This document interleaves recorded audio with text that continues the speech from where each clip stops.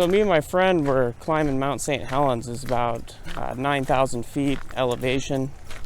We started at probably about 5,000 feet elevation. So I'm a jogger myself. I don't really do any climbing. He's real big on like the rock climbing stuff. He has a membership. He does all that stuff and works out for mountain climbing and such.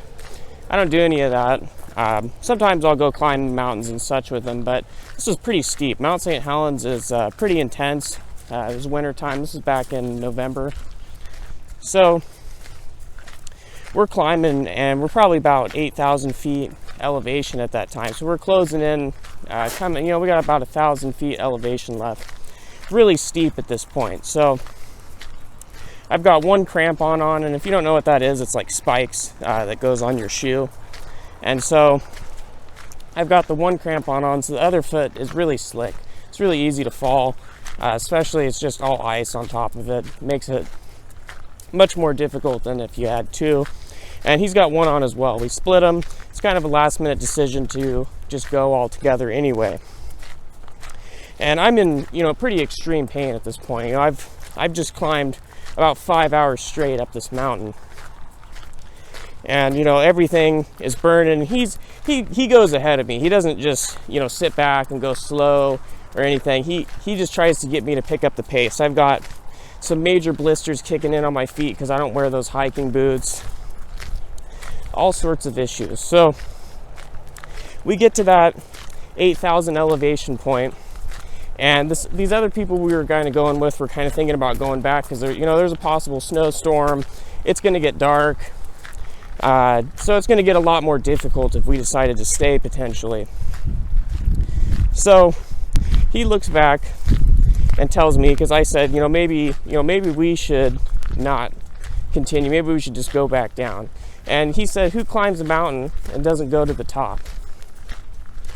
And, that made me ready to complete that. I mean, I was ready to finish that mountain, even if it was going to be that much more painful. Why would I go all the way through that 5 hours and not reach the top of that mountain?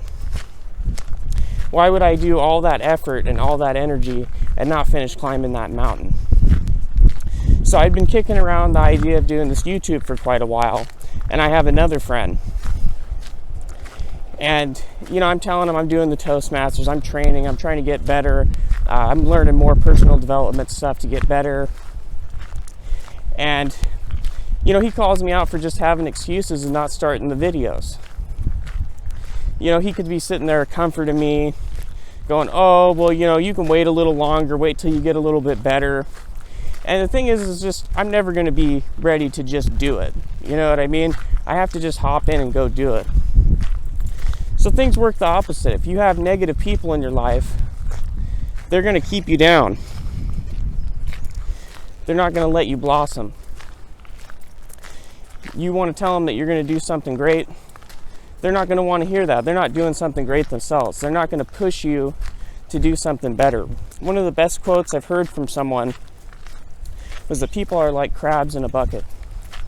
So right as the crab is starting to climb out of the bucket, the other crab will actually grab it by the legs and pull it back into the bucket. So if you're hanging out with people that are doing stuff that you don't want to be doing, things that you don't want to be doing in your life, well, guess what? You're hanging out with them. That's where you're going to be. You're going to be at the bottom of the bucket with them. So it's important to choose and pick the people in your life that are pushing you to succeed and to become the best person that you can be.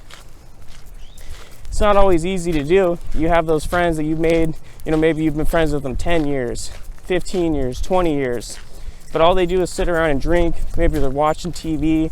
They don't have nothing going on in their life, but you're still hanging out with them. You don't even know why. You don't even know how you became friends with them. Maybe you met them at work, you met them at school. You're not really sure what the cause was. Don't let yourself get caught up in that type of stuff. You have a lot more potential that you can unlock as long as you're willing to put in the work. And if you can't find people, then be by yourself. You can find people on YouTube that'll teach you how to do great things. You can find groups anywhere online of people that'll teach you how to do great things. You have access to some of the greatest minds in the world. You guys wouldn't want to listen to me telling you a story about how I almost climbed to the top of a mountain, right? You wouldn't want to hear a story about me saying I might start a YouTube channel, right? You'd want to see me actually completing it.